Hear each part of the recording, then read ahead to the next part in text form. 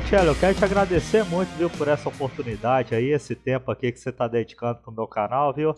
Eu sempre andei Maravilha. pesquisando sobre o seu trabalho, né? Te conheço desde lá do Detonautas, então para mim é uma honra, viu, tá fazendo esse vídeo aí com você. Muito obrigado.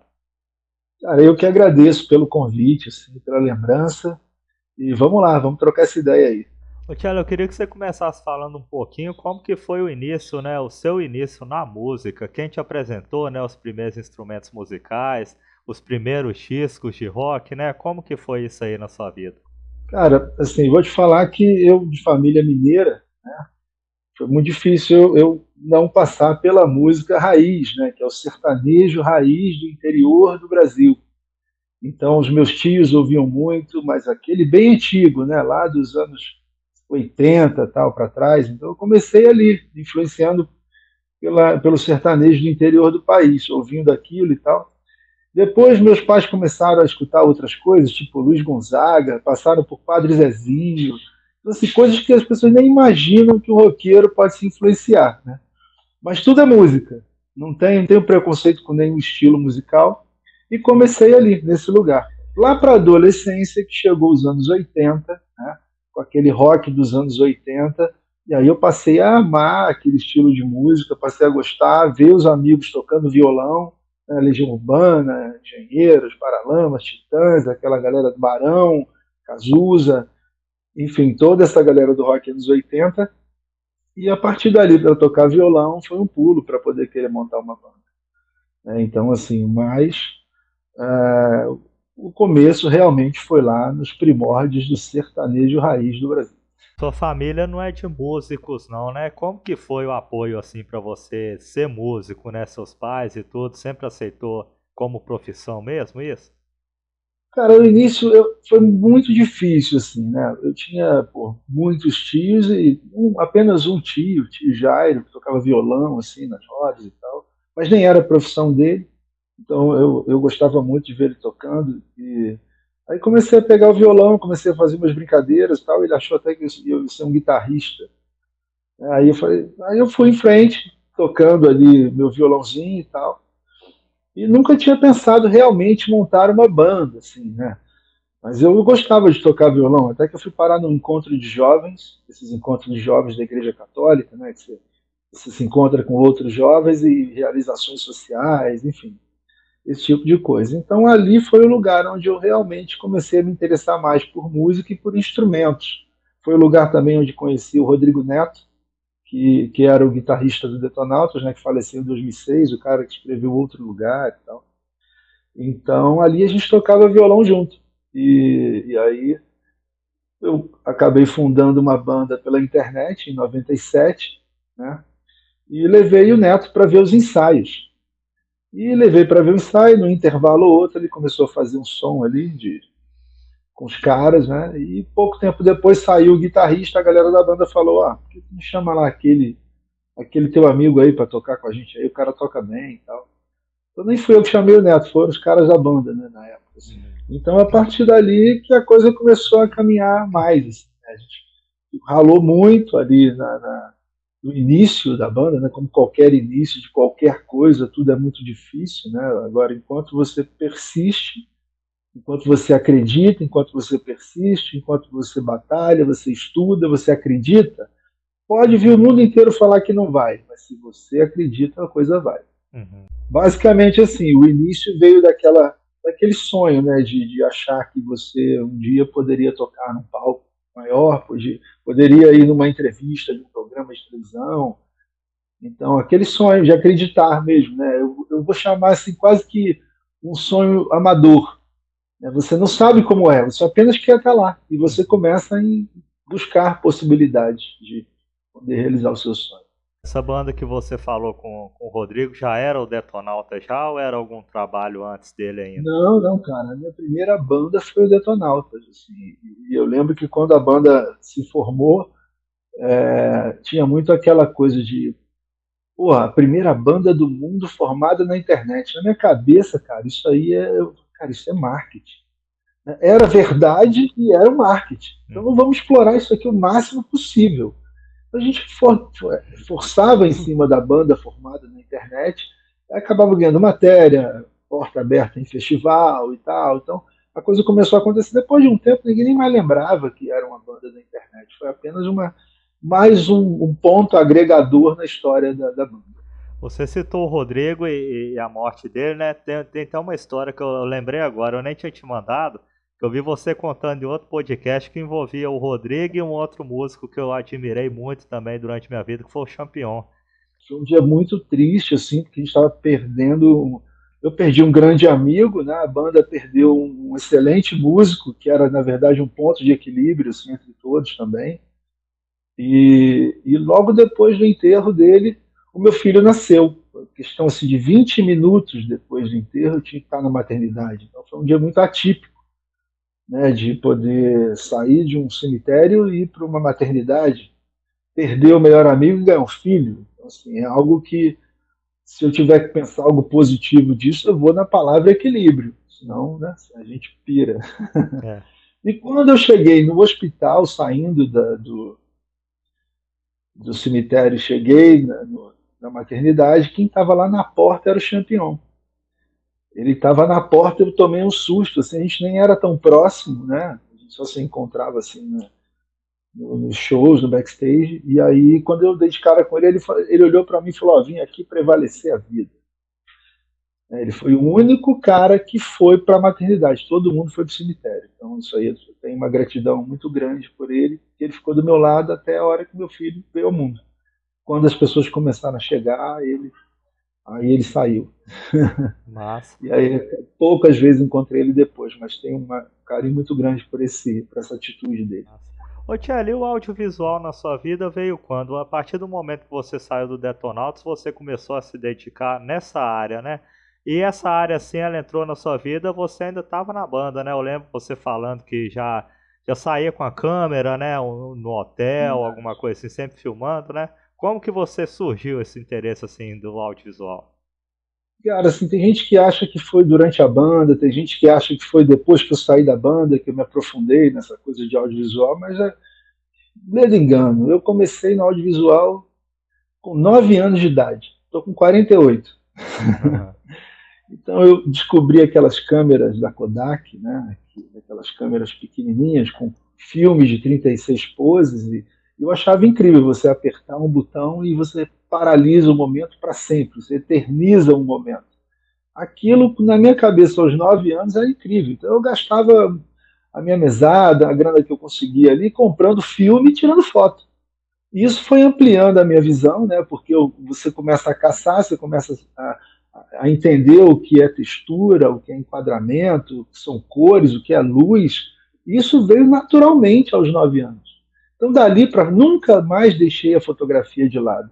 Então, eu costumo dizer assim que ter uma banda de rock foi apenas um motivo para eu explorar esse meu lado, né, do audiovisual, porque dentro do Detonautas eu perdi a conta de quantos videoclipes eu fiz, quantos roteiros eu criei ali dentro para criar videoclipe, né, fotografia o tempo inteiro. Então, assim, eu acabei explorando ao máximo essa questão de poder estar viajando e estar registrando o mundo, registrando a vida, né, registrando todo tipo, desde uma pedra até um senhorzinho parado numa porta de uma padaria, um bicho que está andando na árvore, uma folha, o céu, uma situação, o público. Eu tirava foto da própria banda no palco. Então eu entregava o baixo para o Hold, que hoje é o cara que toca lá no meu lugar. O sonho dele era tocar ali, então ele realizou o sonho dele. E eu realizei o meu, de estar viajando o planeta com uma câmera na mão. Entre essas duas artes, assim, você consegue escolher uma que sempre te interessou mais, assim? Ou é mais ou menos Cara, igual? é muito difícil falar isso, né, cara? Porque a música acabou tomando conta, né? Eu tive, além do Detonautas, eu tive outras bandas depois, assim. Porém, o que aconteceu foi que o que era um hobby se tornou profissão, e o que era uma profissão se tornou um hobby. Eu inverti essa situação de 2013 para cá. 2014 eu fui estudar cinema. 2013 eu saí do Detonautas. 2014 eu fui estudar cinema na Academia Internacional de Cinema, na AIC, aqui de São Paulo. E aquilo ali foi um marco na minha vida, né? Porque assim que eu saí da Academia de Cinema, eu recebi um convite para participar de um documentário na Polinésia, no Tahiti. Então eu passei um período ali de quase 2 meses na aldeia de Tiahupo, e convivendo com a cultura maori, um estilo de vida completamente diferente do que eu vivia, né? Antes, quase 18 anos com uma banda de rock na estrada, do nada você está numa aldeia no meio do planeta, né? Morando com os maores e registrando ondas gigantes. Então, assim, aí às vezes eu parava e achava, cara, será que eu morri e estou aqui e não percebi ainda, tá ligado? Porque era um paraíso o lugar. E eu confesso que eu só voltei porque eu tenho um filho aqui no Brasil. Então, eu podia ter ficado lá, morando lá, vivendo de fotografia, vivendo de audiovisual, mas foi uma experiência incrível e que de lá para cá, quando voltei para o Brasil, resolvi montar uma agência, montei uma empresa, estudei bastante para poder chegar nesse lugar de poder fazer o trabalho com respaldo, né? Assim, ó, entendo o que, que eu tenho que fazer aqui, já sei o que, que é, não é mais um hobby, agora é uma profissão, e dali por diante vem sendo assim, né? Desde 2014 até os dias de hoje. E entre todas essas viagens que você fez, assim, em documentários e tudo, essa foi a que mais te chamou a atenção, no Tahiti? Cara, sem dúvida, porque é algo tão impressionante. Eu tinha terminado um casamento de 5 anos e tinha saído de uma banda de rock de 18 anos. Então, tinha que começar de novo. E começar de novo dessa forma, então, assim, foi um presente divino. Tipo, você vai viver isso, cara. Depois você pensa no que você faz. Uhum. Então, eu passei tipo, praticamente uma semana inteira num barco registrando a onda gigante de Tiahupo. Eu não sei se você sabe ou se as pessoas que estão assistindo sabem como é o lugar, porque é uma onda gigante que quebra em cima de uma laje de pedra a 1,5 km da costa. E você fica num barquinho, né, subindo a onda e descendo, a onda vem, os surfistas descem, então ela quebra quase em cima de você, além de toda a cultura local, né, das montanhas, e a música lá é muito bem recebida. Eu vi escola de música que parecia um castelo, com tantos instrumentos exóticos, então eles valorizam demais a música lá naquele lugar. Então foi um aprendizado muito grande assim, para mim, e sem dúvida foi a viagem mais inesquecível que eu tive na vida. Assim. Eu lembro que você estava me falando que estava com um projeto sobre a Amazônia, né? Você chegou a fazer esse documentário da Amazônia já? E eu queria saber de você, né? Nessas experiências, você deve estar estudando na Amazônia e tudo. Às vezes já até foi lá também, né? Essa questão da mídia, assim, dos problemas ambientais que a Amazônia enfrenta, né? A gente viu muito narrativa política e a narrativa da mídia meio batendo de frente, né?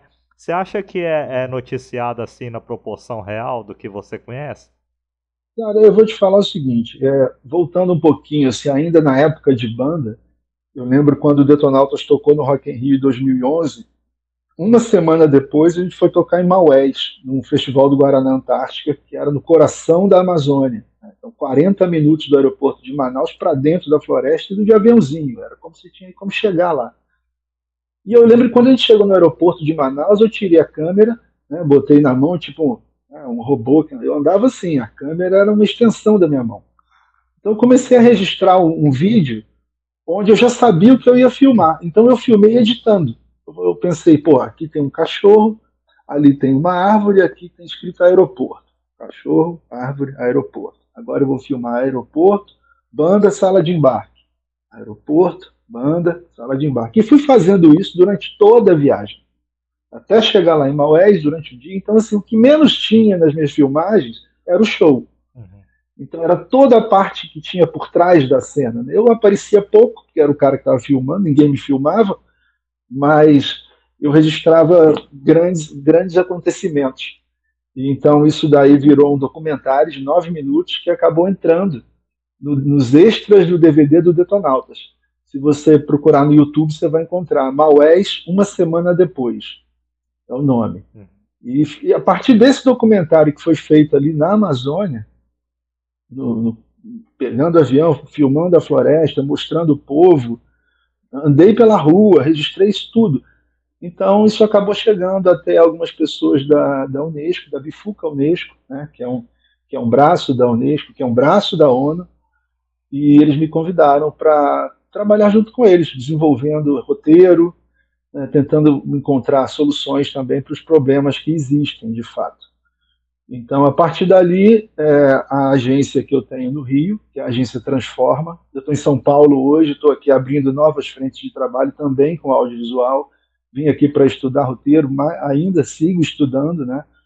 Criando novas possibilidades aqui em São Paulo, mas a minha empresa do Rio, que é a agência Transforma, tem esse link com a Bifuca Unesco e tem esse link com o Alliance Found, Amazônia Found Alliance, que é um projeto, que é um fundo que está recebendo doações para algumas ações na Amazônia.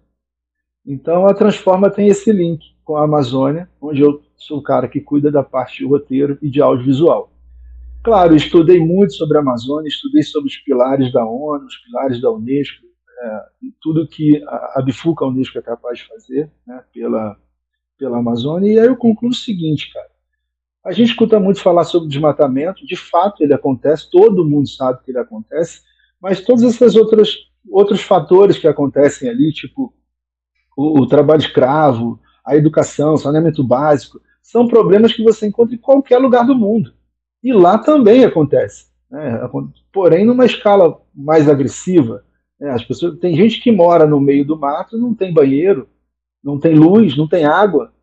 Né? E está tudo bem? Não, não está tudo bem. Eles estão acostumados a viver assim porque eles nasceram assim, foram criados assim. Então, às vezes, você vai trocar uma ideia e eles não querem mudança. Eles estão acostumados com isso, mas a partir do momento que você educa, aí eles passam a ter um entendimento do que pode ser melhor para que eles possam viver, né, uma condição mínima de vida. Então, a partir desse ponto, eu escrevi alguns documentários para a gente poder realizar. Ainda não aconteceram, mas eles estão a caminho. Levam tempo, né, para que essas coisas aconteçam. Mas o mais importante disso, cara, é que não tem nada mais valioso do que a causa. Tem muita gente que entra nesses projetos, nessas ações sociais e tal, e tem um olho lá, né, direcionado para financeiro. Uhum. Né? Ah, o quanto vai receber? Não, cara, eu quero receber o justo para fazer o meu trabalho, porém quero, de fato, que alguma coisa aconteça para a melhoria da vida dessas pessoas. Porque se a gente conseguir levantar, né, esses projetos e colocar isso tudo para acontecer, eu tenho certeza que vai ser só o início de um processo que vai incentivar outras pessoas a também mergulhar nesse universo. De fato, de realizar alguma coisa, não só pensar em lucrar com isso. A gente vê todo mundo querendo lucrar com isso. Não é, o objetivo não é esse. O objetivo é que algo aconteça em prol de quem vive ali. Eles cuidam da floresta. O homem branco vai para lá e destrói. Os índios usam a floresta e a floresta continua ali. Então, a gente tem que saber como é que vocês fazem isso? Como é que vocês usam e ela ainda está aí? E por que o homem branco vai lá e destrói? Então, existe essa pergunta que eu deixo no ar aí para quem estiver vendo a gente. E você acha que a política está atrapalhando muito esse desenvolvimento lá da Amazônia mesmo? Porque, igual você falou, a questão de educação, né? Para ter uma educação melhor lá, tinha que ter uma internet chegando lá, né? De qualidade, escola e tudo. Você acha que a política tem atrapalhado um pouco isso? Olha, eu não sei se a política, eu acho que ela está muito mais preocupada com a disputa do poder, de um modo geral, assim. Não estou dizendo para um lado nem para outro. De um modo geral, a disputa é pelo poder. O dia que a disputa passar a tomar a proporção de realizar alguma coisa para quem precisa, aí sim a gente começa a falar desse assunto. Por enquanto ela estiver só disputando o poder, não tem nem como a gente debater, porque a gente não vive ali, mas a gente sabe que a disputa está exclusivamente para quem vai dominar, quem é que tá ganhando aqui. Então não vejo dessa maneira. Agora, existem várias ONGs que tentam, o governo fala, todo mundo fala, mas quem tem que falar é quem mora lá. Quem mora lá, se você vai até lá e começa a trocar uma ideia para ver o que está te faltando aqui, cara. O que falta? Se você para com uma pessoa na rua, que está ali jogada na rua, troca uma ideia. Cara, o que falta na tua vida? O que aconteceu contigo? Ninguém faz isso.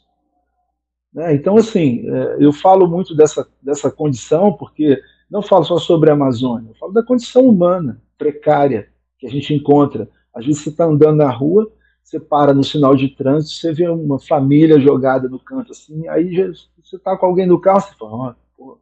Às vezes você nem comenta, só olha, pô, dá uma tristeza assim, né, de ver aquilo. O sinal abre, você sai andando, a pessoa continua sendo ela. Né? A pessoa continua sendo ela naquela condição. Imagina, cara.